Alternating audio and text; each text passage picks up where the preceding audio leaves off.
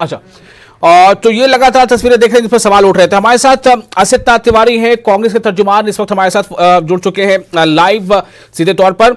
असित, कांग्रेस के लिए कितना अहम है ये पहले मरहले का, यानी पहले फेज का ये इंतखाब, और अब तक जो 2 घंटे से ज्यादा का वक्त बीत चुका है, कांग्रेस पार्टी को किस तरह का फीडबैक मिल पा रहा है?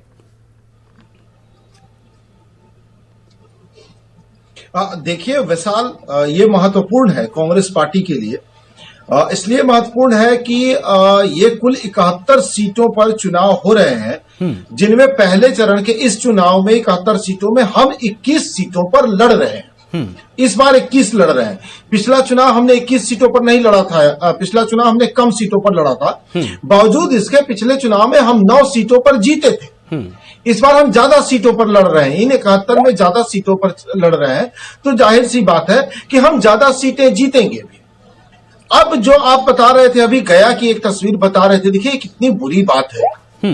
महिलाएं तो ऐसे ही निकलती है ना। आप चुनाव कराइए, चुनाव कराना लोकतांत्रिक प्रक्रिया है, तो घर से महिलाओं का हमारा निकलना, वो भी झुंड में, हमारी परंपरा है, सांस्कृतिक विरासत है। वो अकेले नहीं निकलती हैं, वो 4, 5, 10, 20 घरों की महिलाएं आपस में राय मशविरा करती हैं, खाना नाश्ता बनाती हैं, एक साथ अपना आती हैं, अलग अलग दलों को वोट कास्ट करती हैं, अपने घर चली जाती हैं। यही रही है ना परंपरा। परंपराओं को तोड़ के, रवायतों को तोड़ के, हमारी संस्कृतियों को बूटों तले कुचल के आप लोकतंत्र को जिंदा तो नहीं रखेंगे। तत्काल उस पुलिसकर्मी को वहां से हटा देना चाहिए, पूरी चुनावी ड्यूटी से उसको बाहर करना चाहिए चुनाव आयोग को। यह कदम चुनाव आयोग को तत्काल उठाना चाहिए। पूरी चुनावी प्रक्रिया से जिस पुलिसकर्मी ने यह बदतमीजी, यह बदसलूकी की है, उसे पूरी चुनावी प्रक्रिया से निकाल बाहर करना चाहिए। और सबसे अहम बात यह है कि ये वही सीट है, ये वही असेंबली हल्का है जहां से खुद वजीर हैं प्रेम कुमार, वो इस बार फिर से इंतखाबी मैदान में है। सवाल बिल्कुल अहम है, जो लोगों ने वहां पर हंगामा भी किया, इसको लेकर के लोग ये कह रहे हैं कि ऐसा अगर होता रहा तो इससे जो इलेक्शन को लेकर जो ये समझा जाता है कि फ्री एंड फ्लो और बेखौफ होकर लोग आए, अपने वोटिंग हक इरादे का इस्तेमाल करें, तो इस पर एक सवाल खड़ा होता है। असित, मैं आपसे जानना चाह रहा था कि एक अहम बात यहां पर यह है कि 71 सीटों में जो पहले मरहले के लिए वोटिंग हो रही है, उनमें से कांग्रेस 21 पर है और ठीक डबल जो तादाद है वो आरजेडी के 42 है। लेकिन इसी के साथ यह देखा जा रहा है कि 71 में से 41 सीटों पर एलजेपी ने अपने उम्मीदवार खड़े किए हैं, और खासतौर से उन तमाम सीटों पर जहां से जेडीयू का कैंडिडेट भी है।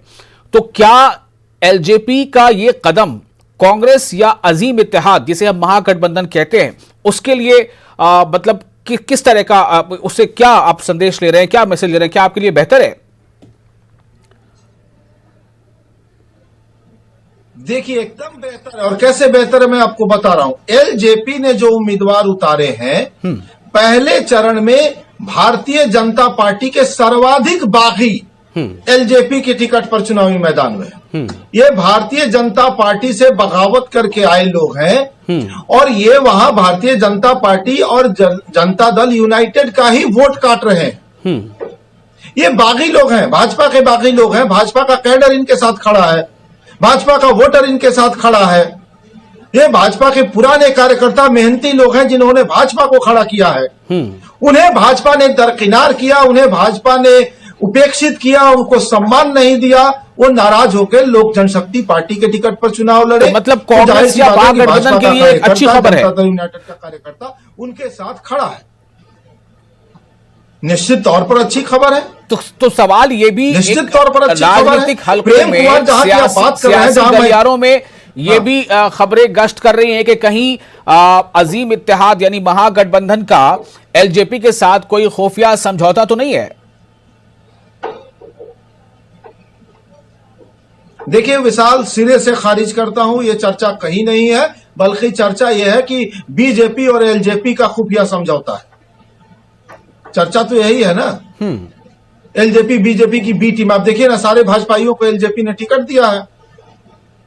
देखते जाइए। तो फिर ये बीजेपी और एलजेपी का अगर ये खुफिया समझौता है, तो फिर ये समझौता किस काम का? जब आप ये कह रहे हैं कि एलजेपी के इस कदम से महागठबंधन को फायदा मिलेगा।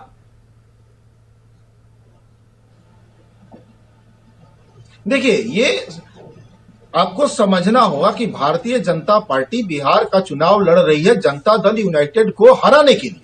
अच्छा। और जनता दल यूनाइटेड को हराने की लड़ाई में भारतीय जनता पार्टी तो गुप्त दांव चलने में माहिर, हम सब जानते हैं। वहां सिर्फ खुफिया काम होते हैं, पर्दे के पीछे कुछ, मुंह से कुछ बोलेंगे, उनके दिमाग में कुछ चल रहा होता है, करते कुछ है, बोलते कुछ है। ये सब भाजपा के लोग करते हैं।